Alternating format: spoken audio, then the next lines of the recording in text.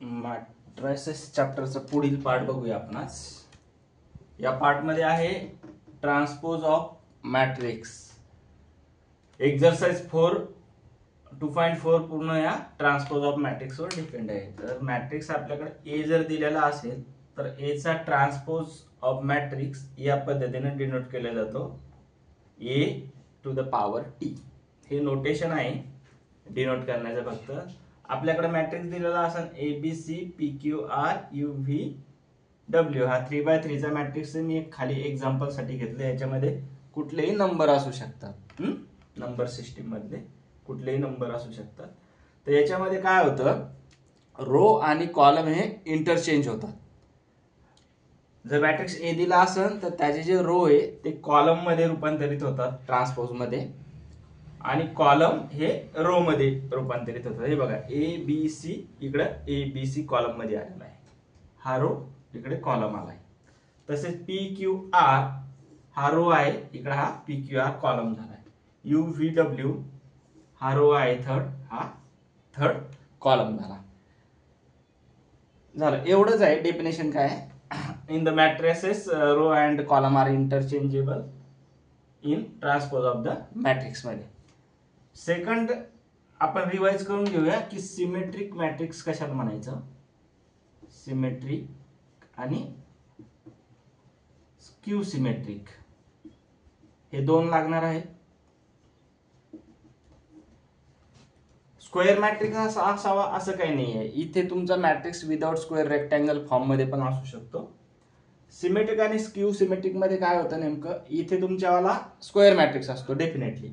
ज्यावेळेस तुमचा मॅट्रिक्स ए हा स्क्वेअर मध्ये आहे तर या मॅट्रिक्सला एक प्रॉपर्टी आलेली इथे की addition of symmetric matrix plus skew symmetric matrix या फॉर्म मध्ये लिहिता येतो. कुठलाही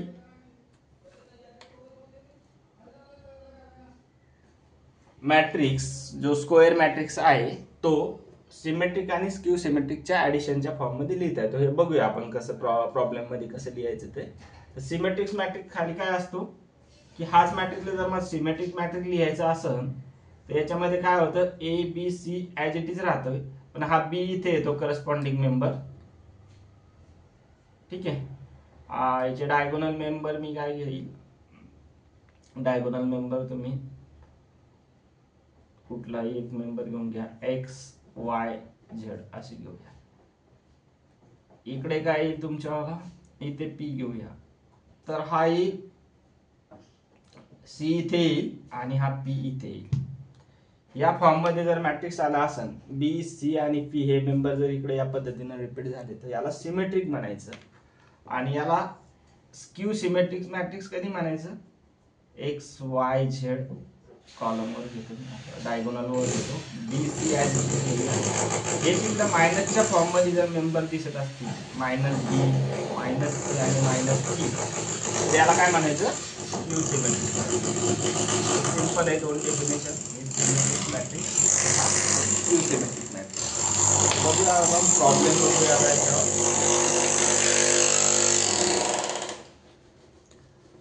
4-5 प्रॉपर्टीज आहेत. जर मॅट्रिक्सला जर त्याच्या ट्रान्सपोज ऑफ मॅट्रिक्स जर मल्टिप्लाय केलं तर आपल्याला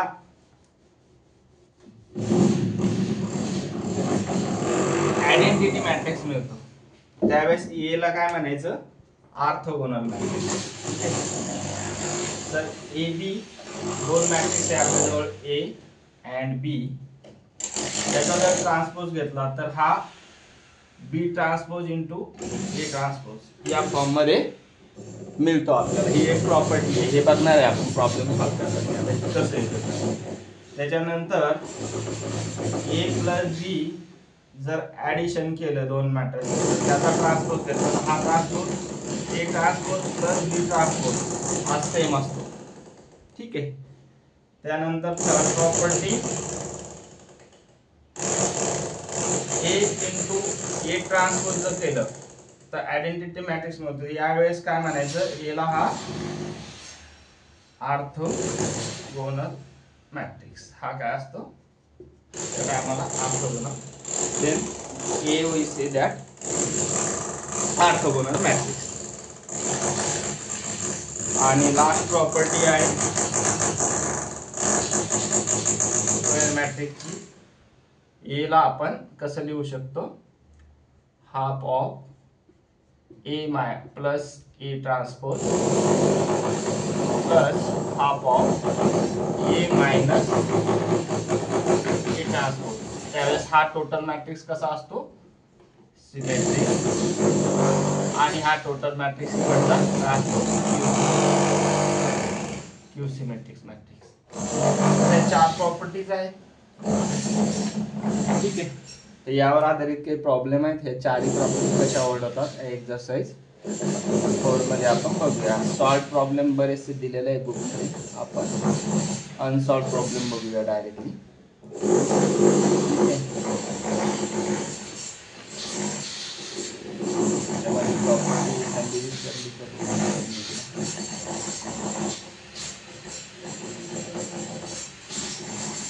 एक ऑर्डरच्या बाबतीतली 5वी प्रॉपर्टी.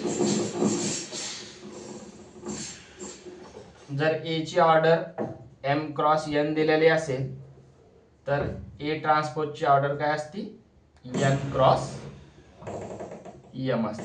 कारण रो आणि कॉलम इंटरचेंज होतात. त्यावेळेस काय होतात इकडचे जे कॉलम आहेत ते रो बनून येतात ट्रान्सपोज मध्ये आणि इकडचे जे रोज आहे ते इकडे कॉलम बनून जातात ट्रान्सपोज घेतल्याच्या नंतर.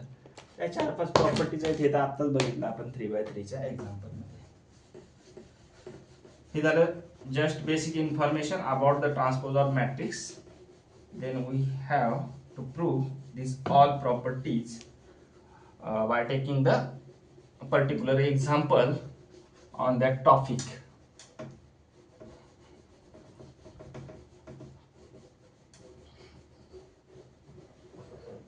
Okay, exercise घेऊया आपण. Next exercise. First exercise first problem आहे दिलेला 2x2 मॅट्रिक्स संदर्भातच आहे इथे. तर माझ्याकडे मॅट्रिक्स दिलेला आहे. Matrix A is equal to 1 2 5 3 and second matrix B is equal to 2 6 -3 4. Then find A B transpose. ती व्हॅल्यू काढायची आपल्याला. तर इथे काय ब्रॅकेट म्हणजे ए बी फाइंड आउट केल्याच्या नंतर काय केलेलं आहे ट्रान्सपोज घेतलेला आहे. तर ए बी आधी फाइंड आउट करून घेऊया. कसं फाइंड आउट करणार A B.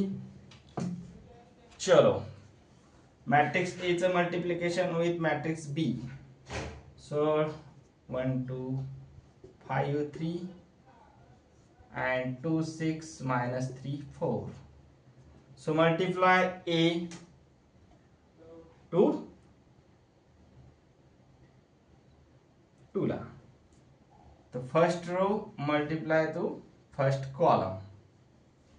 So 1 into 2 2 2 into -3 -6. Okay. आता फर्स्ट रो ना सेकंड कॉलमला मल्टिप्लाय करून घेऊया. 1 into 6 6 2 into 4 8. ठीक आहे. 5 into 2 आता हे सेकंड रो आहे याने पण पहिल्या आणि दुसऱ्या कॉलमला मल्टिप्लाय करून घेतोय मी. 5 into 2 10 3 into -3 -9 5 into 6 30 3 into 4 12. Okay झालं. आता ऍडिशन करून घेऊया. मला मॅट्रिक्स मिळेल 2 -6 -4 6 + 8 14 10 -9 1 30 + 8 42. हा मॅट्रिक्स मिळाला मित्र. हा काय भेटला तुम्हाला ए बी भेटला इथं ए बी मॅट्रिक्स -4. आता ए बी चा ट्रान्सपोज घ्यायचा आहे. जर ए बी मॅट्रिक्स असा असेल -4 14 1 आणि 4, तर ए बी ट्रान्सपोज काय येईल, ए बी ब्रॅकेट टाकायचं विसरू नका, ठीक आहे, नाही तर तो बी ट्रान्सपोज दिसेल. दोन्हीचं मल्टिप्लिकेशन झाल्याच्या नंतर तर रो आणि कॉलम इंटरचेंज करायचे. रो काय इथे -4 आणि 14 आहे, तर तो इकडे कॉलम मध्ये लिहायचा आणि इकडचा सेकंड रो सेकंड कॉलम लिहायचा 1 आणि 4 झालं. इतकं सिंपल आहे, काही डिफिकल्ट नाहीये. मल्टिप्लिकेशनचा पार्ट आपण पहिल्या व्हिडिओमध्येच बघितलेला आहे. आता पुढे फक्त त्याला ट्रान्सपोज मध्ये रूपांतरित केलं. आता याच्यात 3x3 चे पण एक्झाम्पल असतात, 4x4 चे पण एक्झाम्पल असतात, तर त्या पद्धतीनं तुम्ही ते करू शकता. आता तुमच्याकडे इथे स्क्वेअर मॅट्रिक्स दिला की बुवा त्याच्यावाली ऑर्डर जी आहे ती सेम आहे 2x2. जर ऑर्डर डिफरंट असेल तर मग तुम्ही कसा काढणार. समजा माझ्याकडे जर हा मॅट्रिक्स दिलाय, इथे -3 आणि 0 घेतोय मी, तर या पद्धतीचा. आता हा 3x2 मॅट्रिक्स आहे, तर याचा ए ट्रान्सपोज काय येईल, मग find the A transpose of that matrix. तर काय करायचं, रो कॉलम मध्ये रूपांतरित होतं. 1 2 तर 1 2 इथे येईल, 5 3 तर 5 3 इथे येईल कॉलम मध्ये, -3 0 या इथे येईल. थर्ड रो काय झाला तुमच्यावाला, थर्ड कॉलम झाला. सेकंड रो काय झाला तुमच्यावाला, सेकंड कॉलम झाला. आणि हा फर्स्ट रो काय झाला तुमचा, फर्स्ट कॉलम झाला. या पद्धतीने हा 3x2 येतो, हा काय झाला 2x3 या पद्धतीने. तर अशा पद्धतीने तुम्ही मॅट्रिक्स दिला असेल तर त्याचा ट्रान्सपोज तुम्ही काढू शकता, ठीक आहे. तर पुढचा प्रॉब्लेम घेऊया, प्रॉब्लेम 2.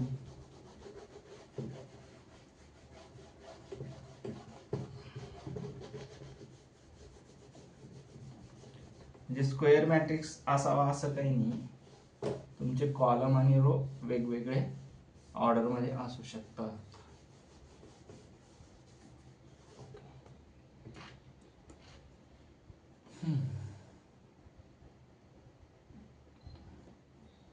नेक्स्ट प्रॉब्लेम आहे, आपल्याला पहिली प्रॉपर्टी आपल्याला मल्टिप्लिकेशनची प्रूव्ह करायची आहे. तो आहे, तो दिलेला आहे matrix A is equal to 2 5 6 0 1 2 आणि मॅट्रिक्स बी दिलेला आहे तुम्हाला 6 1 0 4 5 7. काय सांगितलं त्यांनी, व्हेरीफाय करा. कुठली प्रॉपर्टी, ए बी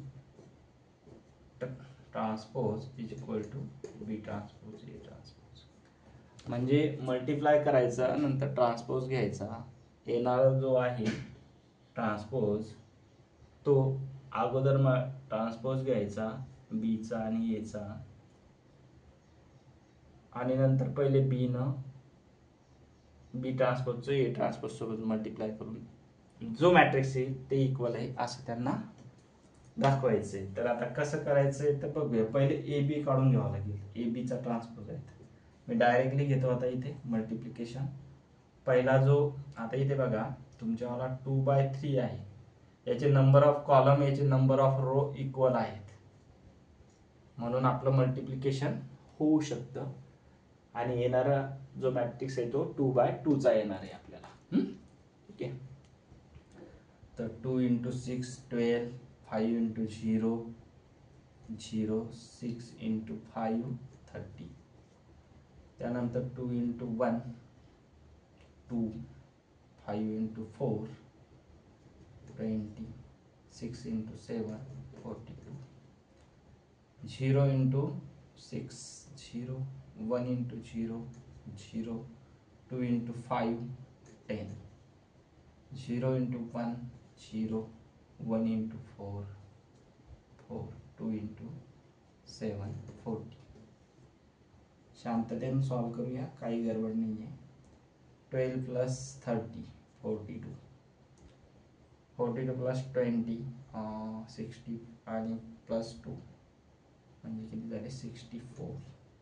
इथे 10 आणि हा येईल 4 + 40, 4 + 40 म्हणजे 18 होते. मित्र हा झाला ए बी. ए बीचा ए बी ट्रान्सपोज जर घ्यायचा असेल तर काय मिळेल हो मग आपल्याला, ए बी ट्रान्सपोज हा झाला ए बी. तर याच्यावाला ए बी जर ट्रान्सपोज काढायचा असेल तर जस्ट ए इंटू बीचा ट्रान्सपोज, तर हा येईल, रो आणि कॉलम इंटरचेंज होते, 42 आणि 64 कॉलम होईल रोचा आणि हा सेकंड रोचा सेकंड कॉलम होईल 10 18 सेकंड कॉलम, हा एवढा आलेला आहे. तर आता आपल्याला दुसरी बाजू बघायची. दुसरी बाजू काय आहे की अगोदर बी ट्रान्सपोज करून घ्यायचा आणि नंतर ए ट्रान्सपोज, दोन्हीचं मल्टिप्लिकेशन करून काय आन्सर मिळतं. आता मी इथे काय करतो, बी ट्रान्सपोज ए ट्रान्सपोज. तर बी ट्रान्सपोजचा मॅट्रिक्स लिहून घेऊया. हा मॅट्रिक्स कसा दिलेला आहे 6 1, तर इकडे काय होईल हा 6 1, ठीक आहे. त्यानंतर 0 4 इथे येईल 0 4 आणि 5 7चं इथे होईल 5 7, म्हणजे थर्ड रो थर्ड कॉलम मध्ये होईल. याचं मल्टिप्लिकेशन कशासोबत, ए ट्रान्सपोज सोबत. ए ट्रान्सपोज काय राहील आपल्याला हे, तर पहिला रो पहिला कॉलम होईल 2 5 6 आणि सेकंड रो सेकंड कॉलम होईल 0 1 2. आता बघा हा किती आहे 2/3 आहे आणि हा किती आहे 3/2 आहे. तर येणार आपल्याला 2/2 मिळून जाईल, ठीक आहे. नंबर ऑफ कॉलम आणि नंबर ऑफ रो इक्वल आहेत, मल्टिप्लिकेशन पॉसिबल आहे. तर आता मल्टिप्लिकेशन करून घेऊया. आता बघा पहिल्या रोनं पहिल्या कॉलमला मल्टिप्लाय करूया, 6 × 2 12, 0 × 5 0, 6 × 5 30, तेच नंबर येत आहे, ठीक आहे. त्यानंतर सेकंड रोनं फर्स्ट रोनं सेकंड कॉलमला मल्टिप्लाय करून 6 × 0 0, 0 × 1 0, ठीक आहे. आणि 5 × 2 10 10, ठीक आहे. त्यानंतर सेकंड रोनं दोन्ही कॉलमला मल्टिप्लाय करूया, 1 × 2 इथे मी लिहिणार 2, 4 × 5 किती होतं 20 आणि 7 × 6 42. त्यानंतर 1 × 0 0, 4 × 1 4, 7 × 2 14. काही बदल नाही झालेला. बघा पुढे ॲड करूया, इथे येतील 42, इथे येतील 10, इथे येतील 64 आणि इथे येतील 18. बघा हा 42 आहे, 42 आहे, 10 आहे, 10 आहे, करस्पॉन्डिंग नंबर सगळे इक्वल आहे. म्हणजेच ए बी चा ट्रान्सपोज हा बी ट्रान्सपोज इंटू ए ट्रान्सपोज एवढा आहे, हे आपण इथे प्रूव्ह केलेलं आहे. तर ही प्रॉपर्टी होल्ड होती ट्रान्सपोजच्या बाबतीत, हे आपण पर्टिक्युलर एक्झाम्पल घेऊन प्रूव्ह केलेलं आहे. तर अशा पद्धतीने 3/3चा मॅट्रिक्स असेल, 4/4चा असेल किंवा एनी अदर ऑर्डर 3/4चे असतील आणि दुसरा 4/3चा असेल, तर तुम्ही सध्या हे प्रूव्ह करू शकता. सेम मेथडनं सेम टेक्निक यूज करायची आणि पुढे जायचं. तर नेक्स्ट एक्झाम्पल घेऊ एक आपण सिमेट्रिक स्क्यू सिमेट्रिकच्या बाबतीत, आणि परत एक एक्झाम्पल घेऊन आपण थांबूया. तर एवढे ट्रान्सपोजवर सफिशियंट होतील 4-5 एक्झाम्पल,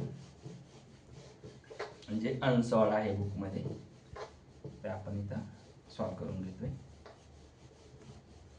जर मॅट्रिक्स स्क्वेअर असेल तर आता सिमेट्रिक आणि स्क्यू सिमेट्रिकच्या एक्झाम्पल मध्ये घेऊन जातो तो आपल्याला.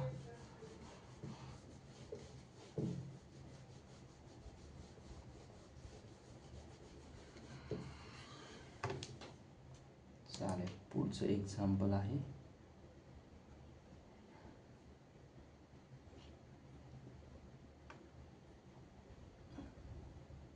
ट्रान्सपोजचंच आहे 3/3चं, ते तुम्ही सॉल्व करा. सेम आहे, सिमिलर. एक ए मॅट्रिक्स दिलेला आहे तो 3/3चा आहे आणि बी मॅट्रिक्स दिलेला आहे तो 3/3चाच आहे. तुम्हाला हीच गोष्ट प्रूव्ह करायची, ए बी चा transpose equal to B transpose A transpose.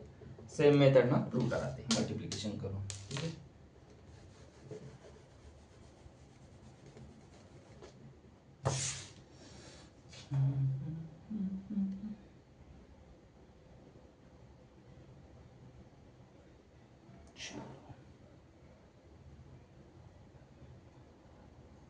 Express as a sum of symmetric and skew symmetric matrix. काय करायचंय, एक्सप्रेस करायचंय. मॅट्रिक्स ए दिलेला आहे, matrix A is equal to 1 2 -1 0 1 2 2 1 -2. याला काय करायचं, express as a sum of symmetric and skew symmetric matrix.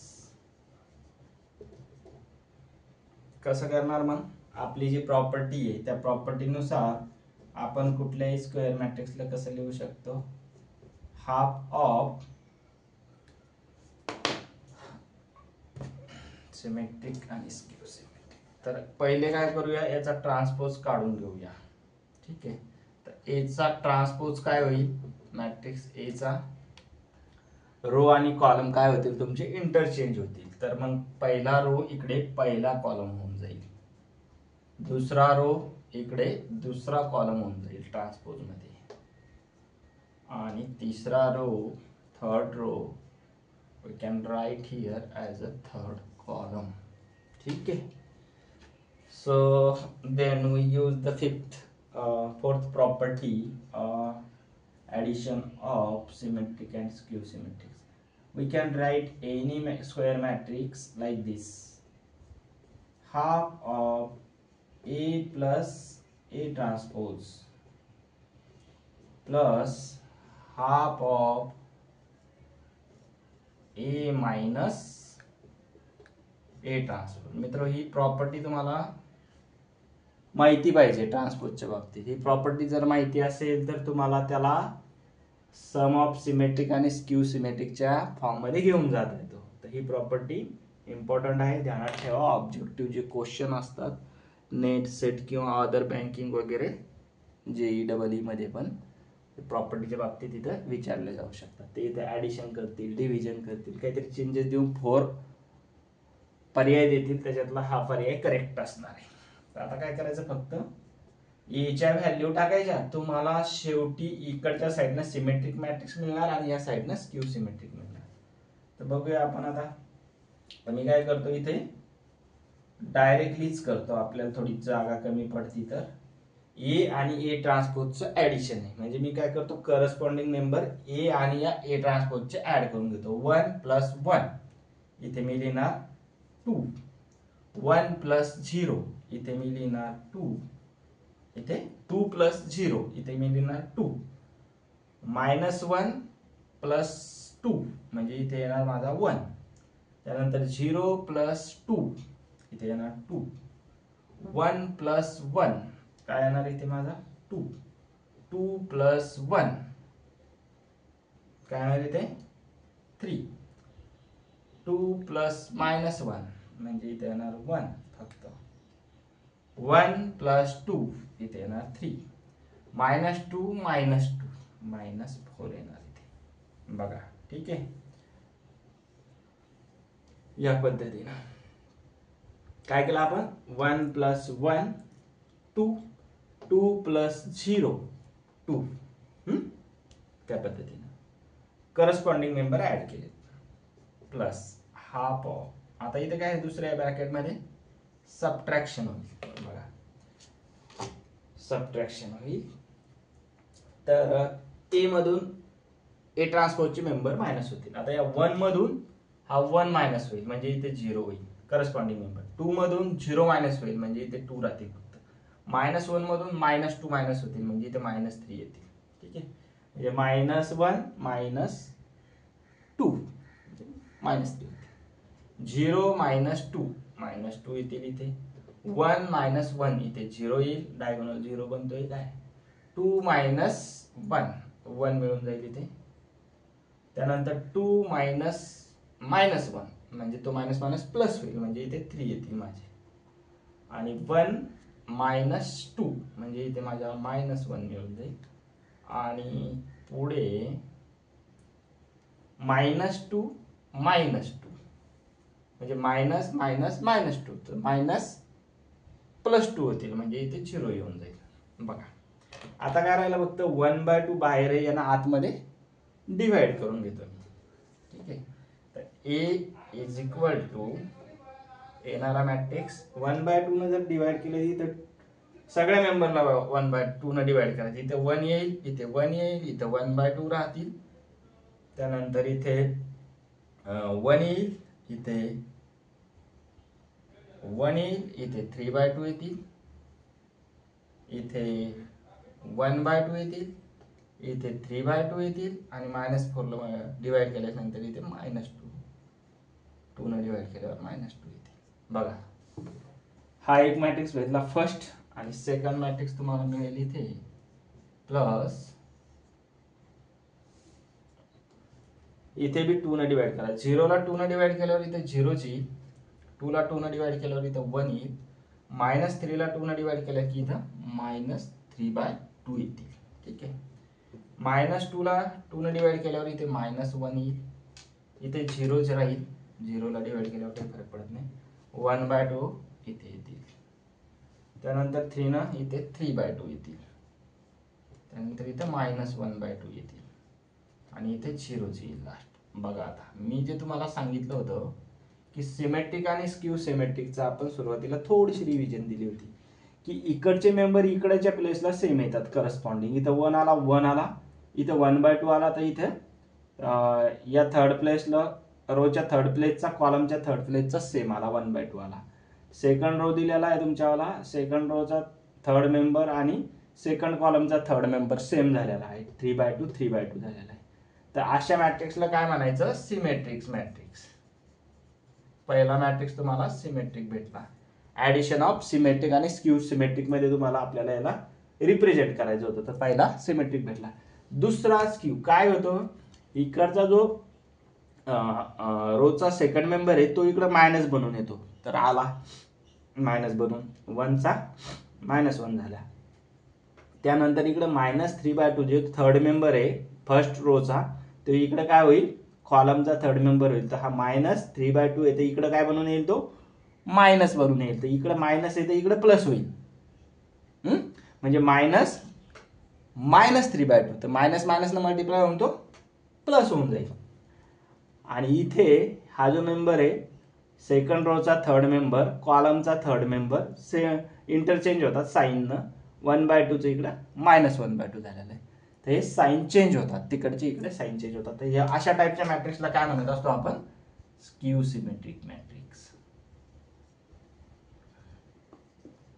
Skew symmetric matrix. तर इथं आपण प्रूव्ह केलेलं आहे एक स्क्वेअर मॅट्रिक्स आहे, तर त्याला आपण कुठल्याही स्क्वेअर मॅट्रिक्सला आपण सिमेट्रिक प्लस स्क्यू सिमेट्रिकच्या फॉर्ममध्ये लिहू शकतो. हे आपण इथं प्रूव्ह केलेलं आहे त्याच्या ट्रान्सपोजचा यूज करून. ठीक आहे, तर या टाईपचे एक्झाम्पल विचारले जाऊ शकतात. इथे व्हॅल्यू चेंज असतील, फक्त व्हॅल्यू चेंज होतात आणि इथं फक्त व्हॅल्यू चेंज येऊन दुसरे मॅट्रिक्स येतील, पण ते सिमेट्रिकच असणार आणि स्क्यू सिमेट्रिक असणार. याच्या व्यतिरिक्त काही होत नाही मॅथमॅटिक्समध्ये, फक्त आकडे बदलतात, कॅल्क्युलेशन आणि प्रोसेस त्याच असतात, प्रोसेसमध्ये काही बदल होत नाही. तुम्ही प्रोसेसवर फोकस करा की कसं काढायचं. तुम्हाला ही प्रॉपर्टी माहित पाहिजे, प्रॉपर्टी माहित असेल तर तुम्हाला व्यवस्थित पद्धतीने पुढे जाता येतं. तर आता पुढची प्रॉपर्टी बघूया, पुढचं एक लास्ट एक्झाम्पल बघूया आपण इथे आणि थांबूया, म्हणजे प्रत्येक याच्यावर आपलं एक एक एक्झाम्पल होऊन जातं.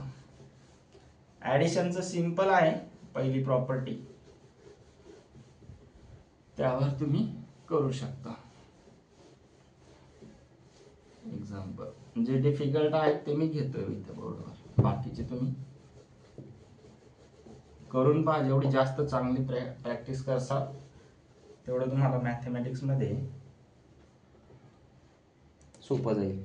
प्रॉब्लेम सॉल्व्ह करत असताना तुमच्या फास्ट होतील, फास्ट टेक्निक डेव्हलप होतील. तर आपल्याला काय दाखवायचं, शो करायचं ऑर्थोगोनल मॅट्रिक्स. 5th नंबरचा प्रॉब्लेम आहे. A matrix A is equal to cos theta 0 sine theta 0 1 0 minus sine theta 0 cos theta. तर show that A is orthogonal matrix. Orthogonal matrix दाखवायचं म्हणजे तुम्हाला प्रॉपर्टी माहिती पाहिजे. A इंटू A ट्रान्सपोज आपल्याला identity matrix दाखवता आला पाहिजे. आणि इथे 3x3 आहे, 3x3 चा आयडेंटिटी मॅट्रिक्स म्हणजे काय, डायगोनल वर 1 1 असतो, बाकी सगळे मेंबर 0 असतात. अशा मॅट्रिक्सला काय म्हणायचं, आयडेंटिटी मॅट्रिक्स म्हणायचं. तर A आणि A ट्रान्सपोजचं मल्टिप्लिकेशन घेऊन आपल्याला शेवटी आयडेंटिटी मॅट्रिक्स आला पाहिजे. जर असा आला तर ए मॅट्रिक्सला आपण काय म्हणतो, ऑर्थोगोनल मॅट्रिक्स म्हणतो. एवढं सिंपल आहे. तर आपण काय करूया आता, ए आणि ए ट्रान्सपोजचं मल्टिप्लिकेशन करून घेऊया. काय येतं बघू आपण.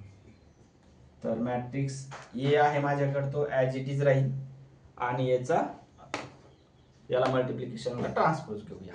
तर ठीक आहे, इथेच घेतो मी समोर ए ट्रान्सपोज लिहून घेतो. आता मॅट्रिक्स ए दिलेला आहे, A into A transpose identity मिळवायचं आपल्याला. ट्रान्सपोज घेऊन घेऊया. या मॅट्रिक्सचा कॉलम आणि रो इंटरचेंज होते. कॉस थीटा 0 साइन थीटा 1 0 आणि मायनस साइन थीटा 0 आणि इथे कॉस थीटा.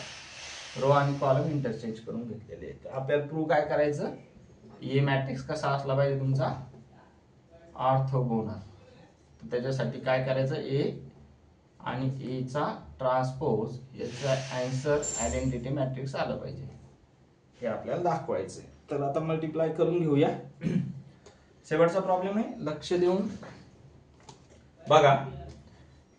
सिंपल आहे. मल्टिप्लिकेशन जे असतं मॅट्रिक्सचं तेच होणार आहे. इथं 3x3 चा मॅट्रिक्स आहे आणि हा 3x3 चा मॅट्रिक्स आहे. नंबर ऑफ कॉलम आणि नंबर ऑफ रो इक्वल आहे. मॅट्रिक्स मल्टिप्लिकेशन पॉसिबल आहे. येणारा मॅट्रिक्स आपल्याला 3x3 चा मिळणार आहे. याच्यावरून आपल्याला कळून जातं. तर बघा, कॉस थीटा ना इकडच्या कॉस थीटाला मल्टिप्लाय केल्याच्या नंतर इथे येतो cos square theta.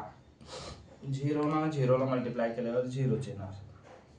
Sine theta ना मायनस साइन थीटाला मल्टिप्लाय केल्याच्या नंतर काय येईल,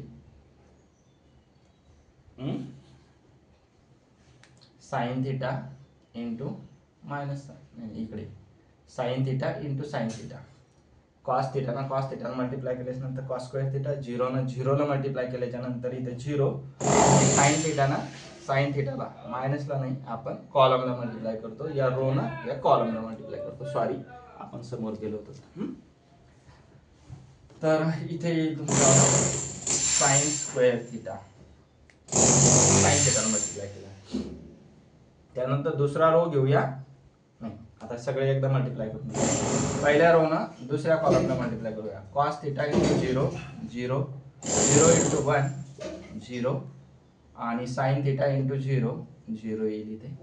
त्यानंतर cos theta into sine theta, इथे काय येईल minus cos theta into sine theta. त्यानंतर 0 इंटू 0 0 आणि sine theta cos theta plus sine theta cos theta. या साइन थीटा आणि कॉस थीटाला मल्टिप्लाय केला. पुढचा सेकंड रो येतोय. पहिला column 0 into cos theta 0 plus 1 into 0 0 आणि 0 इंटू साइन थिटा 0 येईल इथे बघा. आता 0 इंटू 0 0, 1 इंटू 1 प्लस 1 आणि 0 इंटू 0 0. त्यानंतर 0 into minus sine theta 0, 1 into 0 0, 0 into cos theta 0. आता minus sine theta cos theta, तर इथे मायनस साइन थिटा आणि cos theta plus 0 into 0 0, cos theta sine theta plus cos theta into sine theta. ठीक आहे. त्यानंतर दुसरा column घेऊया. दुसऱ्या कॉलम काय साइन थिटा इंटू 0 इथे 0, 0 इंटू 1 0 येईल, कॉस थिटा इंटू 0 इथे 0. त्यानंतर minus sine theta minus sine theta इथे प्लस साइन स्क्वेअर थिटा येईल, मायनस मायनस 0 इंटू 0 इथे प्लस 0 होऊन जाईल आणि cos theta into cos theta इथे काय होऊन जाईल, कॉस स्क्वेअर थिटा एवढे. त्यानंतर आपण काढणार आहोत हे बघा, कॉस स्क्वेअर थिटा प्लस 0, म्हणजे 0 काही मिनिंग राहणार नाही, पण cos square theta plus sine square theta हा स्टँडर्ड फॉर्म्युला आहे ट्रिग्नोमेट्रीचा. Cos square theta plus sine square थिटाची व्हॅल्यू काय असते, 1 असते. त्यानंतर 0 ॲज इट इज येईल इथे 0. त्यानंतर minus sine theta into cos theta येतं इथं, म्हणजे minus cos theta into sine theta आणि इथे plus sine theta cos theta हे कट होऊन जाते, सगळी टर्म 0 होऊन जाईल. इथे 0, इथे सर्व टर्म 0 आहे. इथे काय 1 आहे फक्त, बाकी 0 आहे. इथे सगळे 0 आहे, इथे 0 येणार. त्यानंतर इथं minus sine theta into cos theta आणि plus sine cos theta into sine theta, हे प्लस मायनस कट होऊन जातील. इथे सगळी टर्म 0 होऊन जाईल. त्यानंतर हे सगळे 0 आहे, तिथे 0 होऊन जाईल. आता इथे बघा sign square theta plus cos square theta परत तेच आलेलं आहे आणि तो स्टँडर्ड फॉर्म्युला आहे कुठला, sine square theta plus cos square theta is equal to 1 हा ट्रिग्नोमेट्रीचा स्टँडर्ड फॉर्म्युला आहे. तर या फॉर्म्युलाचा यूज करून आपण इथे परत 1 लिहिणार आहे. बघा आपल्याला आयडेंटिटी मॅट्रिक्स मिळाला 1 0 0 0 1 0 0 0 1, म्हणजे हा आय भेटला आपल्याला. म्हणजेच A into A transpose is equal to I हे आपण प्रूव्ह केलं. Hence we say that A is a matrix A is a orthogonal matrix. अशा मॅट्रिक्सला काय म्हणायचं, ऑर्थोगोनल. हे ऑब्जेक्टिव्ह क्वेश्चन विचारलं जाऊ शकतात तुम्हाला, नेटमध्ये पण असतात 4 मार्कला 5 मार्कला ऑब्जेक्टिव्ह. तर दिलेला मॅट्रिक्स ए असतो तो ऑर्थोगोनल आहे का नाही ते चेक करायचं असेल तर मग या मेथडनं तुम्हाला सॉल्व्ह करावं लागेल. ते फास्ट कॅल्क्युलेशन जितके प्रॅक्टिस करताल तेवढे तुमचे चांगले कॅल्क्युलेशन होतील. तर ट्रान्सपोज ऑफ मॅट्रिक्सवर आपण जे प्रॉब्लेम घेतले 4-5 प्रॉपर्टी, याच्या व्यतिरिक्त काही विचारलं जाऊ शकत नाही आहे. हेच प्रॉब्लेम आहेत, फक्त व्हॅल्यू चेंज होत राहतील. या पद्धतीने तुम्ही ऑर्थोगोनॅलिटी दाखवू शकता आणि मल्टिप्लिकेशनचं पण दाखवू शकता प्रॉपर्टी. आता एक प्रॉपर्टी राहिलेली आपल्यावाली कुठली, जर मॅट्रिक्स ए आणि बी असतील, ए प्लस बी जर आपण केलं आणि याचा ट्रान्सपोज घेतला तर हा ट्रान्सपोज इक्वल येतो कशाच्या, अगोदर ए ट्रान्सपोज घेतलं नंतर बी ट्रान्सपोज घेतलं आणि त्याची ऍडिशन केली तर हे इक्वल असतं. तर ही सिंपल प्रॉपर्टी. कुठले 2 मॅट्रिक्स घ्यायचे, करस्पॉन्डिंग मेंबर ऍड करून घ्यायचे आणि नंतर पहिले ट्रान्सपोज घ्यायचे आणि नंतर पहिले ऍडिशन करायची, नंतर ट्रान्सपोज घ्यायचा दोन्ही मेंबरचा, किंवा मग हे सॉल्व्ह केल्याच्या नंतर पहिले मॅट्रिक्सच्या ट्रान्सपोज घेऊन टाकायचे आणि नंतर त्याचं ऍडिशन करायचं, तर ते इक्वल येणार आहे व्हॅल्यू. तर हे तुमच्यासाठी सोडतो तेवढं एक प्रॉपर्टीचं. तुम्ही हाच मॅट्रिक्स घेऊन प्रूव्ह करू शकता किंवा 2x2चा मॅट्रिक्स घेऊन पण प्रूव्ह करू शकता. तर इथं थांबूया आज आपण. पुढचा जो आहे तो आपण पार्ट बघूया नेक्स्ट व्हिडिओमध्ये.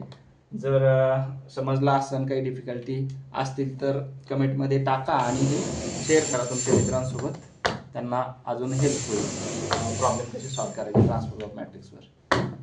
ठीक आहे.